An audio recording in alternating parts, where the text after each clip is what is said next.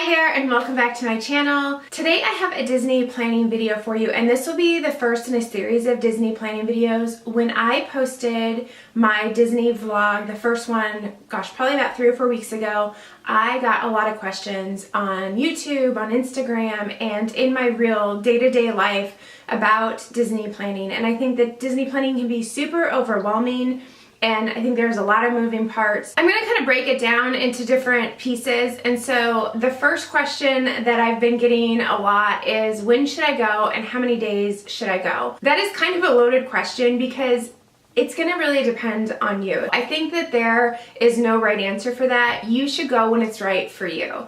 For us, there are 3 things that we kind of consider, and they are crowds, temperature, and pricing. But I'm going to start with temperatures. The last few years, we have been going in August, and we have always gone in the summer. That is just when it has worked for us. Even though we have a child that is not in school yet, it's still just when we have gone, and it's hot. It's humid. It's really hot. I can remember a few days on a trip a couple years ago when I was like standing there in the Magic Kingdom and wearing shorts, and it was so hot, the sweat was literally like dripping down my legs. The back of your shirt is wet, your hair's a mess, it is hot. For us, while I don't enjoy it, and actually after this last trip, I don't think we'll be going in August again for a while because it was pretty miserable, but it didn't bother us that much. Now, you have to keep in mind that it is Florida, so it's always going to be warm. I mean, even in their winter, you know, you do have some days where it'll be like in the 40s and 50s, but still there's only like maybe 3 months out of the year that really happens. The rest of the time you're going to be in the 70s, the 80s, and the 90s, with the 90s really being during the summer. Now, the other thing to remember is that it is Florida, so there are hurricanes, there is weather, there's a lot of rain. I think that it rains probably every single day from about June to November, which is hurricane season. Now, in the summer months, there's a lot of rain, but I think that it's in a very short period of time. So you'll see, if you look at the weather forecast for the summer, you know, there'll be rain every single day. In our experience, there has been rain every day. It rains for usually like an hour or less. I mean, sometimes it is more. A lot of times it's a quick rainstorm for, 15-20 minutes, and then it passes. If you're prepared for it, I don't think it's that big of a deal. We always have ponchos, a lot of times have flip-flops, so for us it's not that big of a deal. When you go like September through November, that's when you're most likely to have a hurricane. And then you have other things to consider. You have a lot more rain. You could potentially be stuck there, which has happened. I think it happened last year. So you have to take that into consideration as well. However, when you get into October and November, the temperatures are a little bit cooler, so it's a little bit more manageable. Next, let's talk about crowds. So it's Disney World. It's always busy. There are going to be busier times of the year. Common sense will tell you that when kids are out of school, it is going to be more crowded, which is absolutely true. Generally, the busiest times are going to be your like spring break, and while that does fluctuate around the country for different schools, there is like a 3-week period where it's really busy. I personally have never been there during spring break. I try to avoid that, but I have heard that really that week before and that week after Easter are kind of the 2 busiest weeks in that period. And then the next busiest time of the year is, of course, the 2 weeks for winter break, for Christmas break. And once again, never been there for that period of time. Try to avoid that like the plague. It is fairly common on Christmas Day and New Year's Eve for Magic Kingdom to be at capacity and close to guests after a certain time. I think last year someone said that on Christmas Day by like 11 o'clock they'd close the park. So if you want to go during that time, I think the key is to really plan ahead. The least crowded times are going to be generally like right after the holidays. So usually January into February and up until like President's Day weekend is not as crowded, with the exception sometimes of Martin Luther King weekend in January. And then Usually after spring break, so like the latter part of April and into May before you get to Memorial Day is usually not as crowded.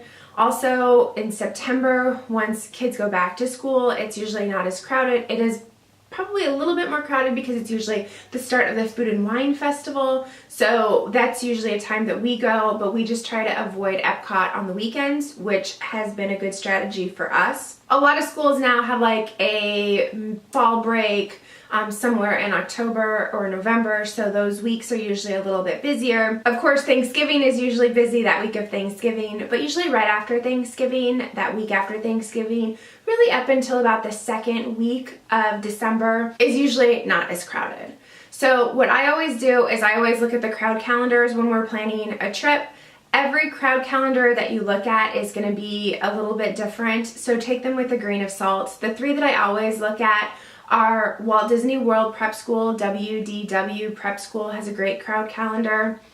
Dad's Guide to WDW, I really like his guide as well. And then I also like Kenny the Pirate. For us, as far as looking back on trips and which parks we were at which days and the crowd levels, Kenny the Pirate has been most accurate. But take that with a grain of salt. Everyone will have a different opinion on what crowd levels are. And the final consideration, I think, is pricing. So supply and demand tells you that the busier they are, the more expensive the rooms are going to be. We have always found that when we go on those off-peak times, the rooms are cheaper. Ticket prices at Walt Disney World have always been pretty, I guess we'll say standard, that your first day is X amount and then every day you can add on to your ticket. But starting in mid-October, so right as this video is going up, ticket pricing is changing. I can't tell you how the ticket pricing is changing exactly, other than to say that ticket prices will depend on the day that you go. So that tells me that ticket pricing when it's busier is going to be more expensive, versus if you go at an off-peak time, that ticket pricing is going to be lower. They have not announced what the change in ticket pricing is going to be, but that's kind of how they explained it, is that it will vary on the days that you're going. So crowds, temperature, ticket pricing, I think are the three things that you need to consider. However, like I said earlier, when to go is totally dependent on when you can go. There are a lot of people who cannot go on off-peak times. They have to go during Christmas, they have to go during spring break, and they have to go during the summer. So if you can go at other times, great. If not, it's not the end of the world. It's not going to be horrible. It'll be okay. Now let's talk about how many days should I go? And that is another loaded question, because that is going to vary for everyone. Are you going to be going every year? Are you going to go once in your lifetime? You are not going to see everything at Walt Disney World. We have been multiple times. Every time we go, there are things that we've never seen before, that we've never done before. There are still rides that we have never been on. It's just the way it is. You cannot do everything. What I like to tell people is, if it's the first time you go and you think you may go again, do a minimum of 4 park days. And what that will do is give you 1 park per day, and then you kind of get to see a little bit of everything, and then have an arrival day and a departure day. And then on the arrival and departure day, you can go to Disney Springs and go shopping. You can explore your resort. You can go to another resort. Maybe you can have a pool day. I think the minimum days of a trip should be 6 days, in my opinion, 4 park days, 2 travel days that you can do other things as well. If you can go for more days, great. I know a lot of people go for 10 days, they go for 14 days, and people think, gosh, that's a long time. It's not. Remember, there are 4 parks, there are 2 water parks, and there's a lot of other things to do in Orlando. So there's Universal is nearby, you can go to Legoland, you can go to SeaWorld. There's other things that you can do in Orlando as well. Remember, you're only like an hour and a half from the beach, which a lot of people go and take a beach day while you're there as well. Now, we're starting to go much more often, so our trips are getting smaller in length.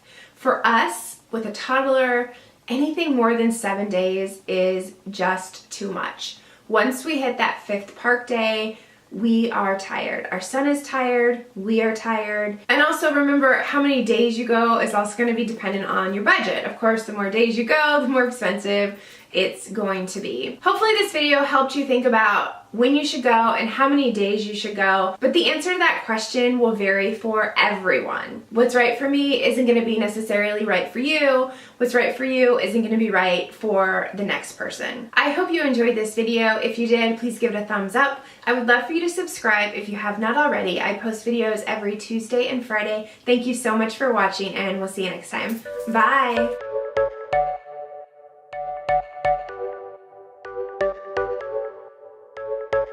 You're a rebel, getting into trouble.